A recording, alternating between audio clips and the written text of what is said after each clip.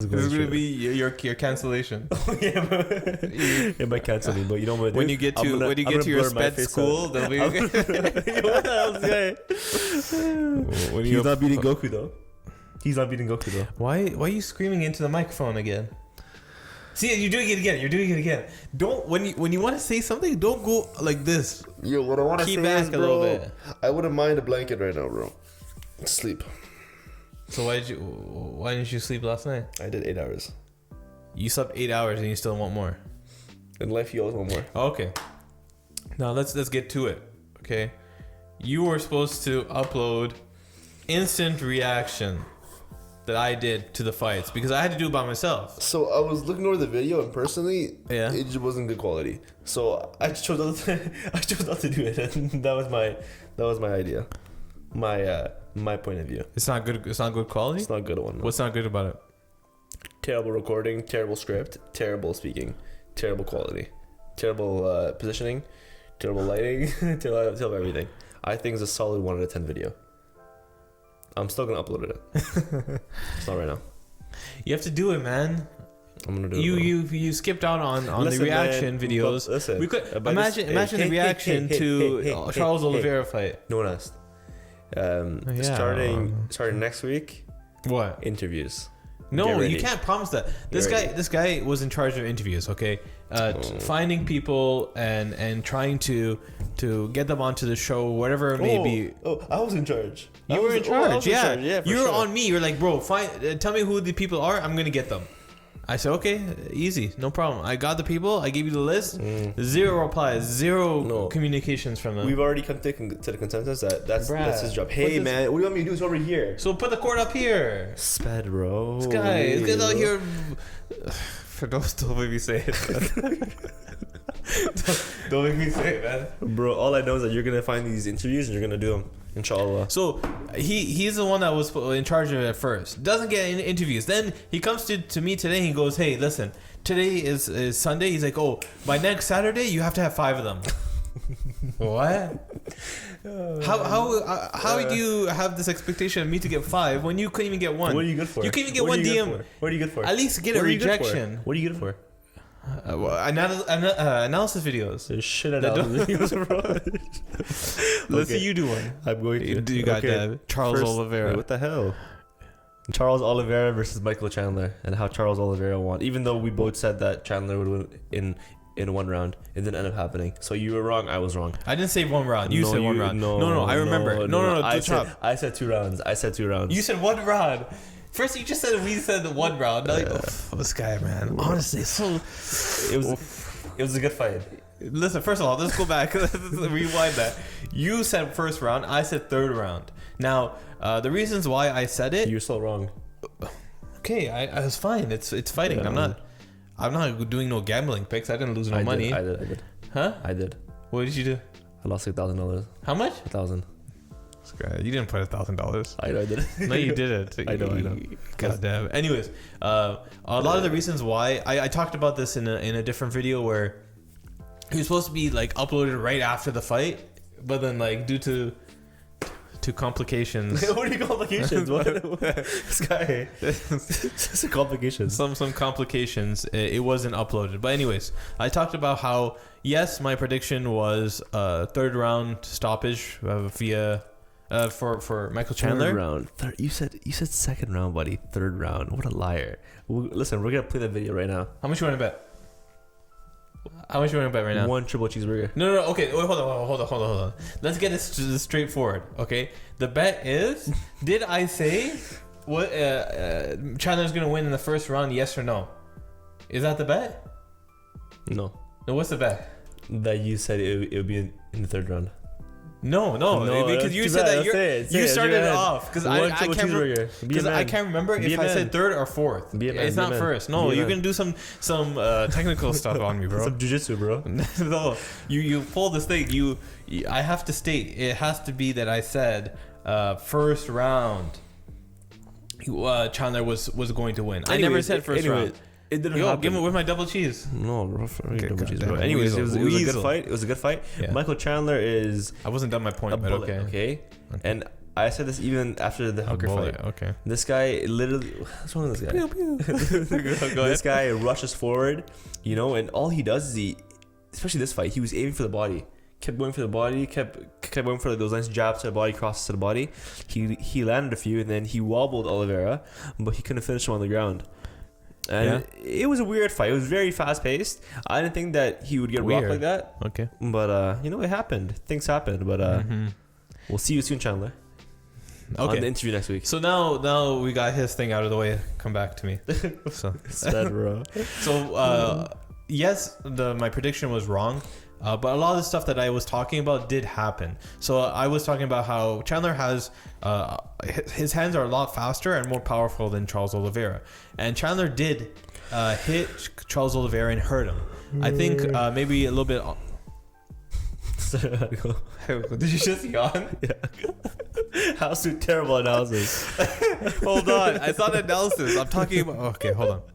So he hit Charles Oliveira in the first round and he hurt him on the back of the bus. And I think later on there might be more discussion about that moment, maybe from Charles Oliveira or maybe Michael Chandler. I think it really hurt him to the point where he kind of went into wrestling mode. Is what we see from some fighters where when they get hurt they just default to wrestling. Charles Oliveira, wrestling wise, is not as high level as Michael Chandler.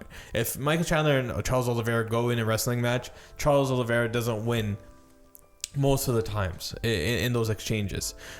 What I think Michael Chandler made a mistake in, which he might talked about. I watched his post fight conference and he didn't really mention it, or not that I recall that moment specifically. But when he hit him, Charles Oliveira went for a double leg, I believe, or a body lock. I can't remember. But Michael Chandler, instead of throwing him off, he goes for the guillotine and he drops down.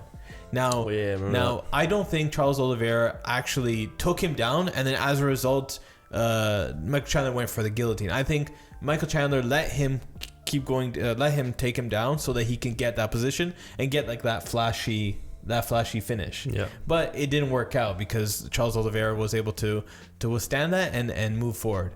The other time that it happened was near the end of the round where Michael Chandler again hurt him. And it looked like he was going to finish him. He did that. Charles Oliveira did that head weaving thing where he gets his head on the ground and he moves it back and forth. Yesterday at the time, I couldn't think of who it was. The only person I could think of was Dustin Poirier. In the first fight against Conor, if you remember, after he gets hit with the left hand, he gets into all fours, right, position, similar to what happened to Charles Oliveira, but he wasn't able to avoid the shots from Conor because Conor held him down and hit him, right? But Michael Chandler actually reminded me, another guy that does that is Benson Henderson. He's no longer in the UFC. He was a lightweight champion before, but that's one of the techniques that he used. And while Charles Oliveira was doing that, I actually really felt, I was like, okay.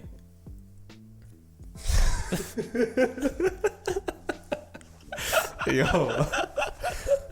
I felt that Michael Chandler was going to finish it because that movement is not the most effective. You don't really see many fighters do them, right? And the ones that do them, the ones that do them are it's hit or miss. It's not always successful. So Michael Chandler had two huge opportunities to finish the fight. Now I'm not saying Charles Oliveira didn't have equal as many positions or times where he could have finished the fight. He had Michael Chandler's back. Whether or not Michael Chandler gave him his back on purpose, which is Michael Chandler kind of alluded that he kind of gave up his back on purpose, right? To get up. I don't know about that. You don't ever give your back on purpose. Well, anyways, he does, because he's never been submitted before. His wrestling style is much more aggressive. He's okay. He believes in his positioning that he's able to hold off the hands and then spin around, which is what he did eventually. He stood up with him almost. It's crazy. He stood up and then and then he threw. Another mistake Chandler did is that when Charles Oliveira was on his back, he jumped backwards and tried to slam him. But if you know any of these high level jiu-jitsu guys, they're not going to break their grip because you slam them, right? They're just too high level. They've been through that situation way too many times to give up. Charles Oliveira had other instances, but One downfall I think Michael Chandler had in this fight was he didn't necessarily respect the power of Charles Oliveira. Now, I don't blame him because Charles Oliveira traditionally is a volume fighter. Like, he'll wear you down. In that last sequence, Charles Oliveira was very, very good at still going forward. Even though he got hit really, really hard, right? And he almost got finished many, many times, like those 2 times. He still felt like, you know what, I'm going to come forward. And when he went forward, Chandler didn't have his hands up, right? His right hand was kind of low. And Charles Oliveira landed that left hook and finished him. So I think Michael Chandler is going to go back. His coach is going to talk to him about exactly these stuff that we're talking about. But... What do you think is next for Chandler? I think he faces Charles Oliveira. I think he comes in there more confident than he was before. I think he's going to fight Gaethje next. Who? Chandler? I think so. That's my opinion. He wants to take some time off, Michael Chandler, just because he's been making weight, going home, and then fighting, and then he goes... Make weight, go home. I didn't say make weight. I said making weight. And go home. We'll see. And then now he faced Dan Hooker, made weight, won, went home, and then now... He made weight, lost, and went home. So I think he wants a little bit of break. He's a little bit older, so maybe we see him a little bit later in the year. Justin Gaethje is a good matchup. I like that. Book it. Yeah. Tony Ferguson versus Benil Daryush.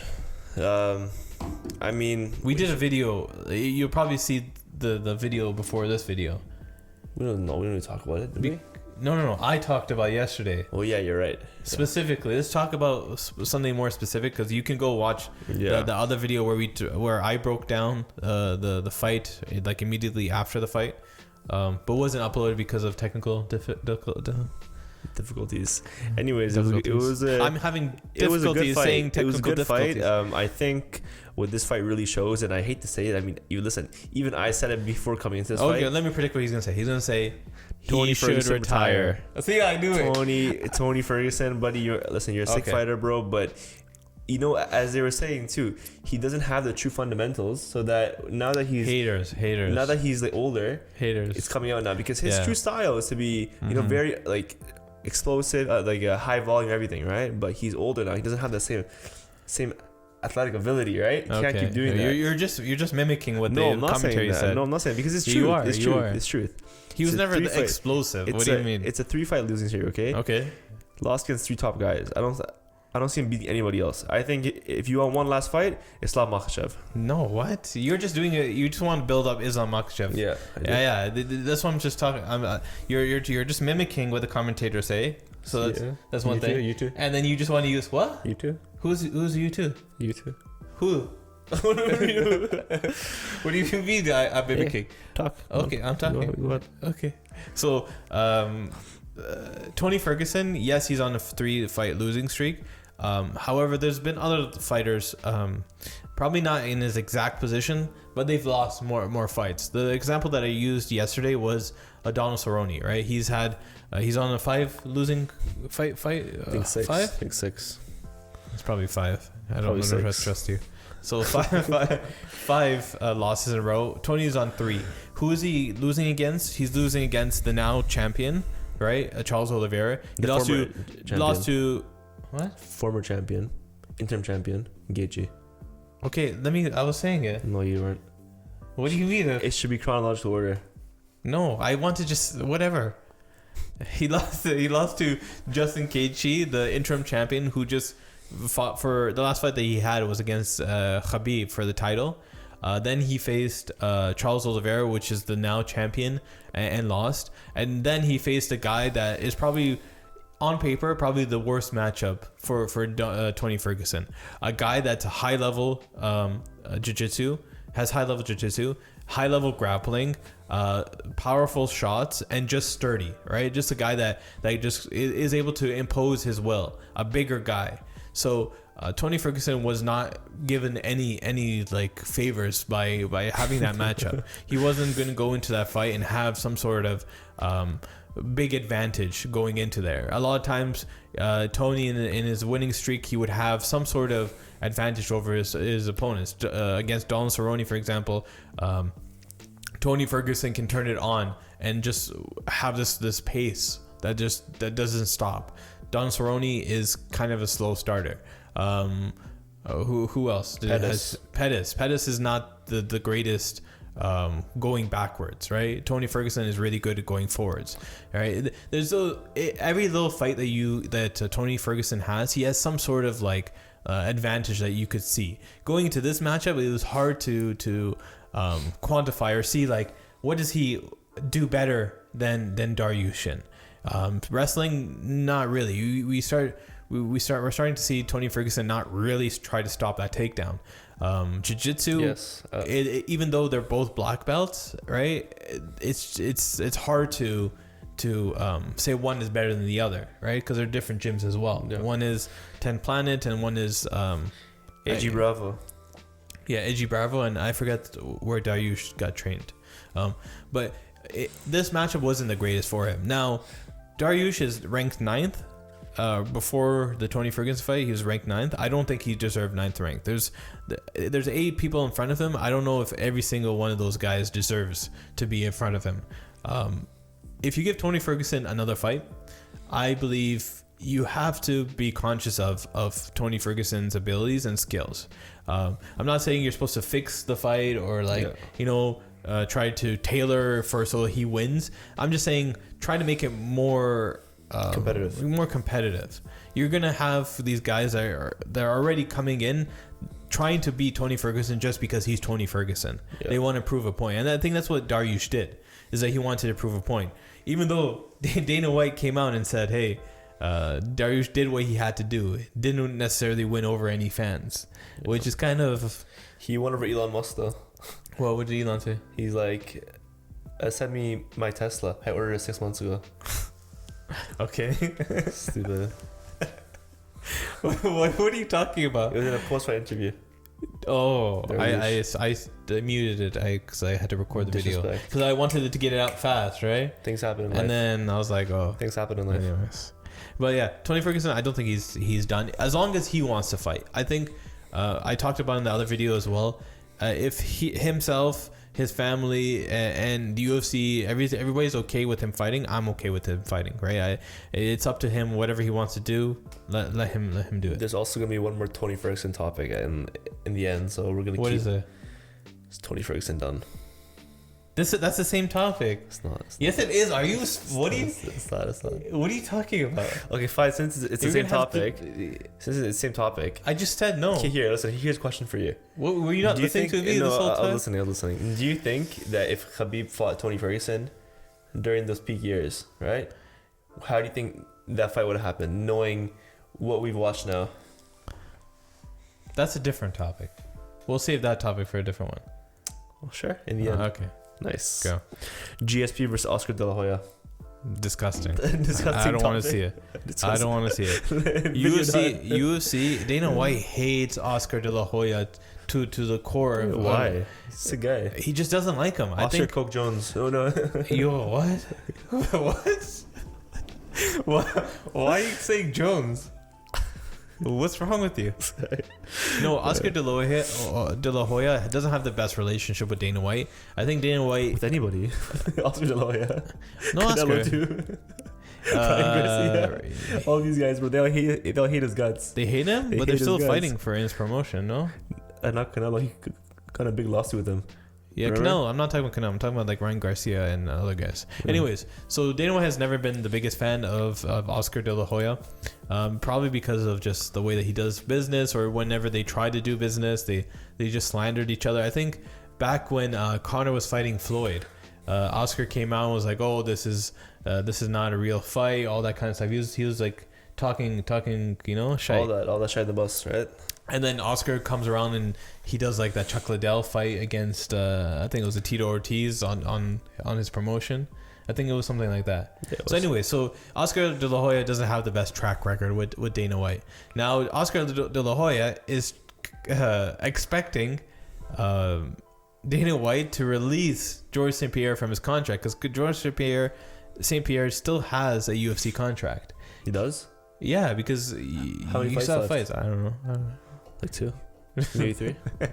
Hey, as long as it's 1, he can't fight, right? Because he's still legally under UFC, regardless if he retires. He's legally banned. So now Dana White, during the post press conference, he talked about how the Triller CEO or whatever Stop calling me. Stop texting me, stop calling me. I don't want to talk to you. You're ugly. Because what we were seeing a trend of is a lot of these like spectacle fights are trying to mimic what Conor and Mayweather did, right? So what they're doing is they're trying to take these MMA guys that are already established and putting them into a boxing ring where they're able to pull attention, able to pull pay-per-view buys, but at the same time still kind of conserve the star power of the boxer, right? Because the boxer is automatically the added advantage because it's his sport, right? So we're starting to see that more and more, and I think Dana White is like, listen, I did the Conor versus Floyd one, I'm done, right? I'm not getting involved anymore. I'm not gonna go and release George St. Pierre, right, just so that you can make money and try to make this huge spectacle or this huge circus, which it won't be anyways. Huh? Yeah, but like even if you have GC versus Oscar De La Hoya, like it's not me. That's pretty big. Oscar De La Hoya. Did I you guess forget about it's Oscar big, De La but Hoya? it's not that big as the Conor Floyd. But no, of course not. Conor Floyd is the second most pay-per-view buy of history. Who's first? Manny and Floyd. Pac-Man. Right, but it's not, obviously it's not going to be that much. But Dana White, I know he even alluded to Chuck Liddell. He's like, ask Chuck Liddell if that was the biggest payday of his life. So it seems like Chuck Liddell let Dana know, like, you know, this guy kind of screwed me out on a payday and he promised me this much and whatnot. That's golden boy for you, bro. Number one weasel. You're a sick guy though. Dana White, okay, not my words, his words. I don't care about John Jones. John Jones was never my friend. Did he say I don't care about John Jones? Or in the context of the post-fight interview? Yeah. So Dana White talked about how John Jones has made it clear that he doesn't want to fight Stipe, and he wants to rather fight. When did you say that? John Jones came out and said he doesn't want to fight Stipe. Why not? Because, well, why does he want to fight Stipe for? Why not? He wants to fight for the title. He wants to face Francis. Anyways, smoke David. I at the beginning of this ordeal, I remember we were talking about it, and I was telling you, I was like, listen, Dana White and the UFC is past the times where they try to they're past the times of being held hostage by these fighters. They don't care anymore, right? Yeah. At the end of the day, they're going to do whatever their balance books make sense, right? Yeah. Whenever they'd say, okay, it's worth it for us, we're going to do it.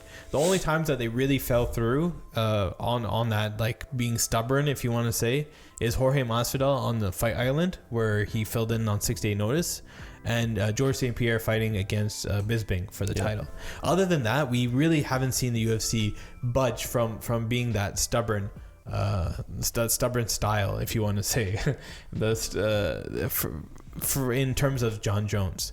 So I don't think John Jones is going to get exactly what he wants. It's going to end up being John Jones is going to think that he's this martyr for fighters' pay. He's going to think that he's going to be somebody that is doing something bigger than himself, or he's just going to say, you know what, let's just do it. Okay, I gave you this number. Let's get me a little bit closer to the middle and let's get it done. Now, Francis and Derek Lewis is already being rumored. Dana White is trying to make that for August, I believe. I don't remember. Because June is Adesanya and then July is Conor, right? Yeah, so maybe August. Yeah. So he's trying to already make that fight. I think Francis has a little hesitation because he wants to fight John Jones, but the UFC is probably going to just tell him eventually, like, listen, if you want to fight, we have Derek Lewis. We can figure out the John Jones stuff later on. He's still bulking too, right? So John Jones is forever bulking, and bulking season, bro. Hey, I'm a John Jones fan. Like, I want to see him. Fanboy. I want to see him in the octagon, but I'm going to be realistic about the situation. John Jones is not going to come back with the mentality of trying to force his way into what he wants or try to tell the UFC what he deserves. Him coming out and trying to change fighter pay and stuff, that kind of stuff, is not going to be done by simply holding out on fight against Francis Ngannou, you have to have more leverage, right? Even then, even if he had more leverage, I don't know if he gets it done, but leverage would be being a champion. Leverage would be there would be this huge super fight that's on the horizon. You've cleared out the division. There has to be a lot more at stake. Right now, where Jon Jones stands in a lot of people's eyes is he's washed up. He barely won his last 2 fights. He's ducking all these fighters. He's past his prime. That's the position Jon Jones is in. When you're in that position, it's kind of hard to get what you want. And I don't personally believe those sentiments where he's washed up and blah blah blah, all this kind of stuff. But that's just the reality of the situation. That's just the perception of the situation. So does a Jon Jones fight this year? I don't know. I don't think so. There has to be something that happens. What? That would be 2 years. Yeah. Without a fight. I think he's at an age too where he's fought the most he's already fought, and he's just going to pick and choose fights here. Is he ever going to do is he ever going to fight 3 times in a year again? I don't know. I don't think so. But he's still pretty young though. He's still young, but he's fought since he was a world champion at 24 years old. Yeah. Right? And that was a long time ago. He's broke so many UFC records. I don't know if he has any urgency to go and fight anytime soon. But you think if that Francis fight, if that happened, how big would it be? You think it would be within like top 5 all time? No, I don't think so. I don't know. It's hard to tell with the heavyweights.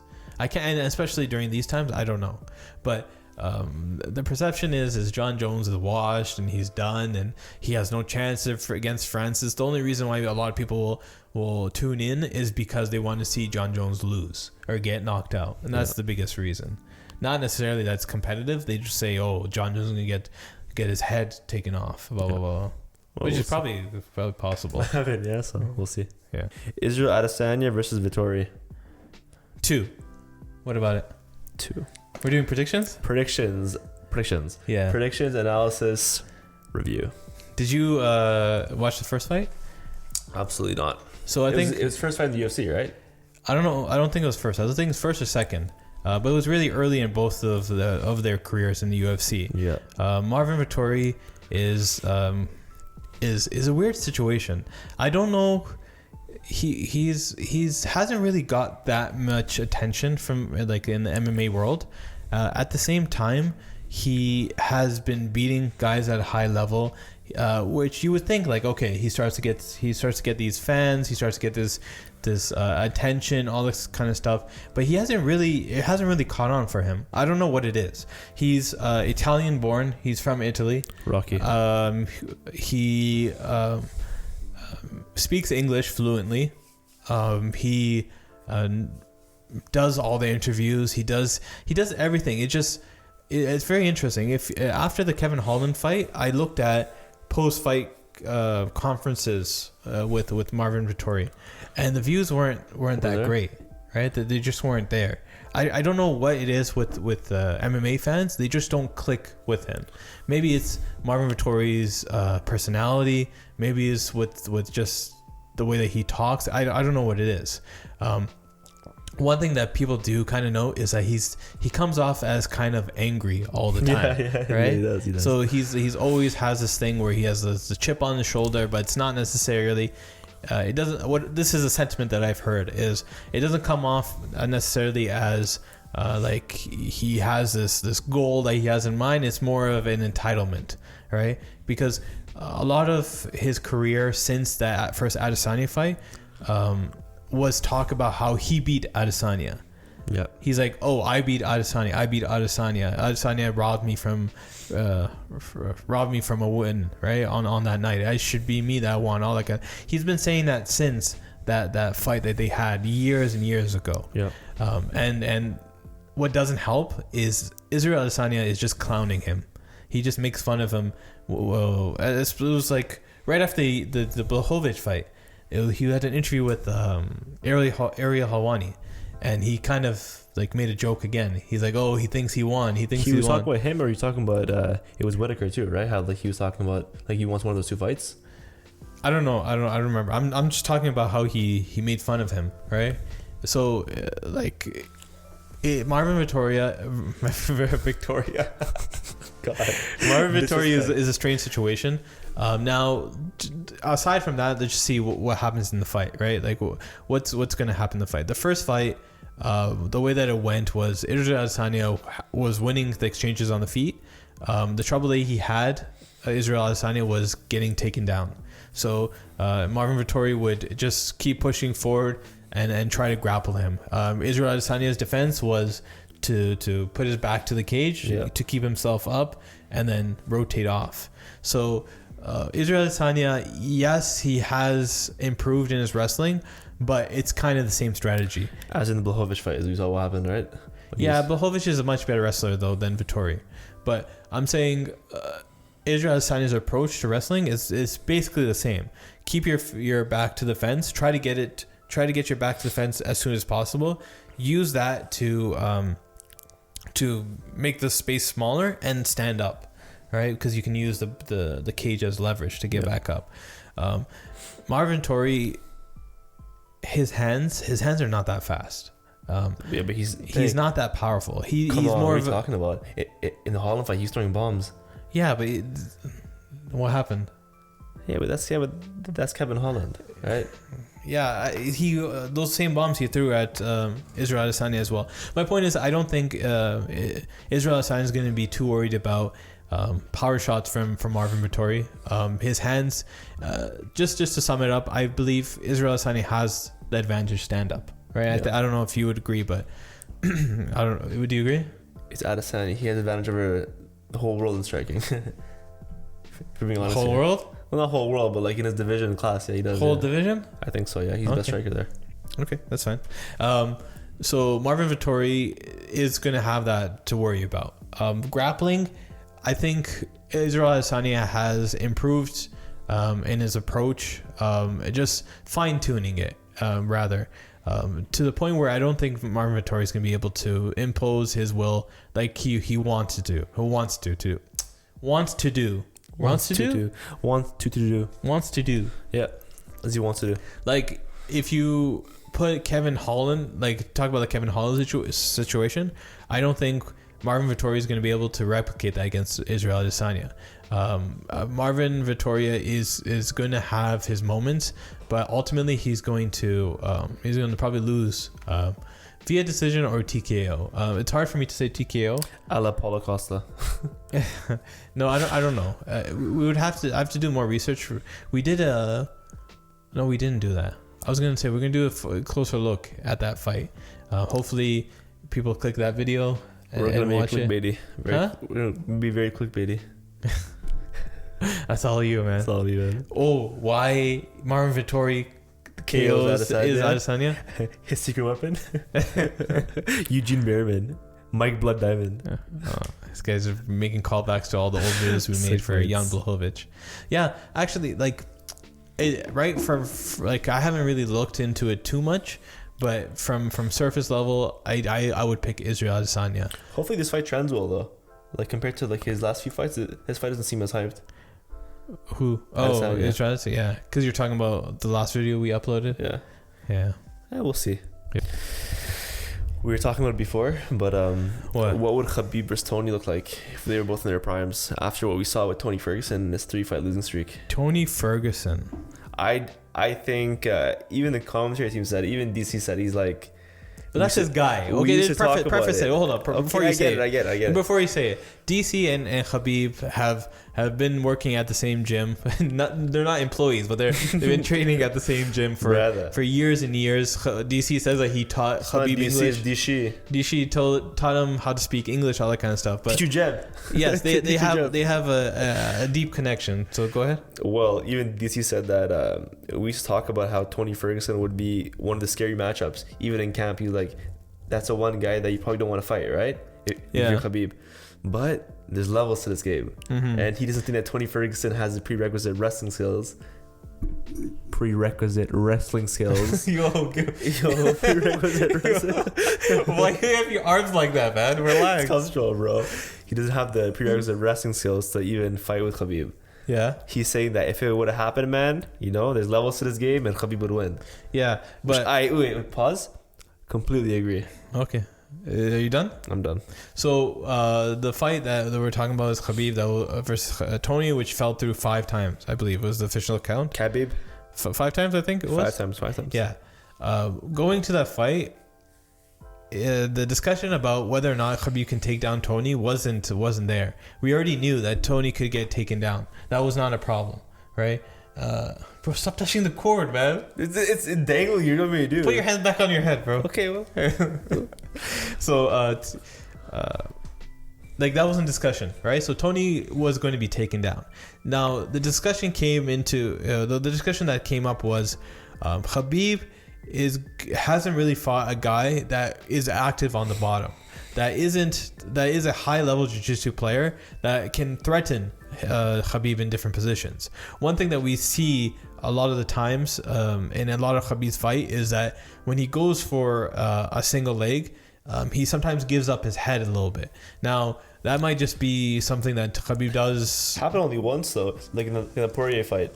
No, it's happened in other fights as well. I can't recall other fights, but he's given up his head, and then Connor had his head too, I think, but it wasn't as like got your hat. Tight or anything like that. Okay, got your head. Your hat. Okay.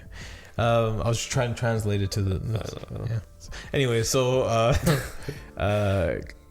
that was the discussion, was that Tony Ferguson has this high level jiu-jitsu game that's unorthodox, unconventional. There's a chance that he catches Habib in something. Not only that, is that Tony is so active on the bottom with his elbows, with his sweeps, with all that kind of stuff. Does Habib have the answer to that?